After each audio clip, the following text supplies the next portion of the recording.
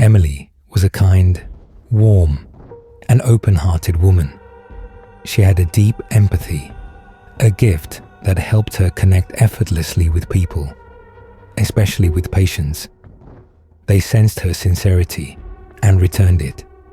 She had worked for several years as a nurse in a large regional hospital, a place where no one really wants to go.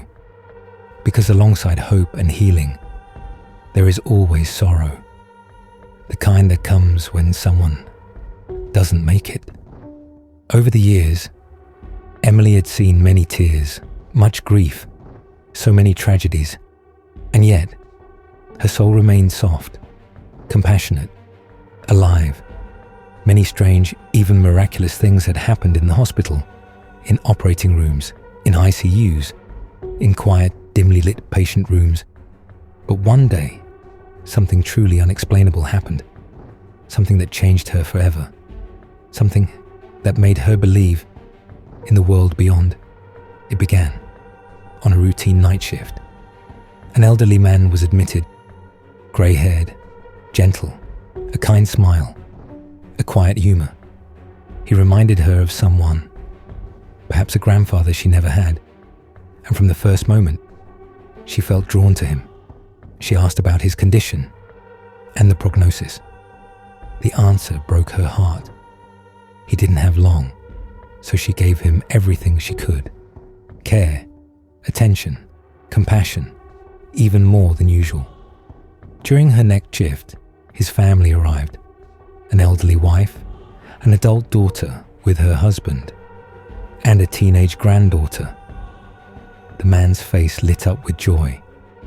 They had come from far away, a small town 3 hours from the city. The daughter asked Emily when her father would recover, when they could take him home. But Emily already knew his final hours were near. Still, she couldn't say anything. It wasn't her place, and the doctor wasn't there, so she simply asked them to stay a little longer. They stayed for over an hour, not knowing. It was goodbye. Eventually they left. The return bus was waiting. After they were gone, Emily stayed with the old man. He smiled at her, gently, grateful, peaceful. 3 hours later, he was gone. His body was taken to the morgue, and even before his family made it home, they got the call. Emily was devastated. She blamed herself. She wished she had told them. Her fellow nurses tried to console her. "It wasn't your job," they said. "Only the doctor can break that kind of news." Yes, that was the rule.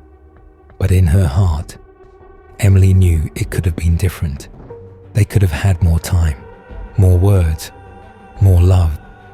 Her co-worker, seeing how upset she was, told her to rest. So Emily went to the nurse's lounge, laid down on the couch, and thought about life and death and how fleeting everything is. The room was quiet, still, and then a long, sorrowful sigh right beside her. She turned and froze. Standing next to the couch was the old man, slightly hunched, silent, looking at her with kindness and sadness. Her fear slowly faded. There was no malice in him, only peace. She began to speak, trembling. "I'm so sorry," she said. "I wish I'd stopped them from leaving. But please know, they love you. They always will." The old man smiled, softly, kindly. Then he sighed, one last time, and his figure began to fade, like a mirage, in the heat of the desert. And then he was gone. Emily sat up, ran to her co-worker, breathless, told her everything, but no one believed her. A dream, they said. Just exhaustion, stress. Ghosts aren't real. Maybe it was a dream, or maybe it wasn't. No one can say for sure. But from that night on, Emily knew without a doubt, the afterlife is real.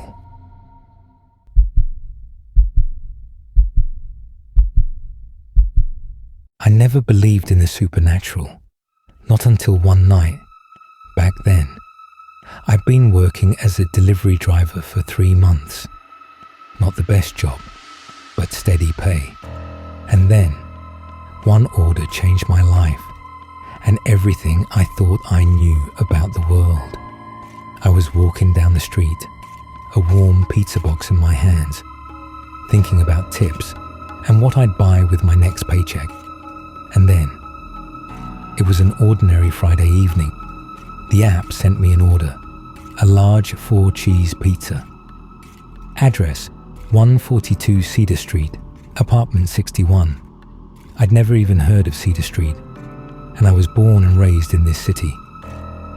The GPS froze for a moment, then guided me through back alleys, down a narrow path along an old wooden fence. The building stood at the very end of the dead end, 9 stories tall, but it looked abandoned. Black window frames, peeling paint, a crooked front door. Inside, a dead elevator, rusted mailboxes, stale, suffocating air, and silence. I wasn't alarmed. We have plenty of old buildings in this city. I climbed to the 7th floor. Apartment 61's door was slightly open. The doorbell didn't work, so I knocked. No answer. I pushed the door open and called out, "Delivery, 4-cheese pizza." From behind the bathroom door came a woman's voice. "Leave it on the kitchen table, please." I didn't want to go inside, but there was nowhere else to put it, so I stepped into the kitchen. If I could go back to that day, I'd have run. I had only taken a few steps when the front door slammed shut, loud, locked. I knocked on the bathroom door. "Sorry, could you open it?" Must have been the draft. Silence. I opened the door and froze. The bathroom was empty. The whole apartment was empty. "Hey, this isn't funny," I shouted. "Someone let me out." No answer. My phone, dead. My tablet, dead. I walked to the window and stopped cold. Beyond it, nothing but thick, white fog. A still, solid wall, and I could feel someone in it, watching me. I shut the window. Old rooms, empty cabinets, rust. Sometimes I felt someone right behind me, but every time I turned, nothing. Hours passed. I didn't feel hungry or thirsty. When I finally opened the pizza box, I almost threw up. Grey-green mold, the smell of rot, and a dried-up dead fly in the corner. I slammed the lid shut, shoved it away, walked into the bedroom, lay on the bed. From the wall came scratching, shuffling, and a hiss, like a snake. I knocked, begged for help, but no one answered. Eventually, I fell asleep. A click from the front door woke me. I jumped up and heard that same woman's voice. "You're free. I'm sorry I did this to you. I was very hungry." "Who are you?" I yelled. "In your world, there are no words to describe me. Go, before I change my mind." I ran down the stairs. They seemed endless. When I burst outside, I saw police officers, my parents, my friends. My mum screamed and nearly collapsed. It turned out I'd been missing for 4 days, but I thought only a few hours had passed. I turned to point at the building, but it was gone. That's when true fear set in. Worse still, when I looked in a mirror at 25, I looked almost as old as my parents. Months have passed since then. I no longer deliver food. I don't eat pizza. The doctors said progeria, a rare disease that makes young people age quickly. But I know it wasn't a disease. That thing took my youth. I call her the hunger. Why she spared me, I don't know. Full or pity. We like to think the world is simple, but there are doors you should never open. And I know now, reality is only a thin veil. Beyond it are things we have no words for.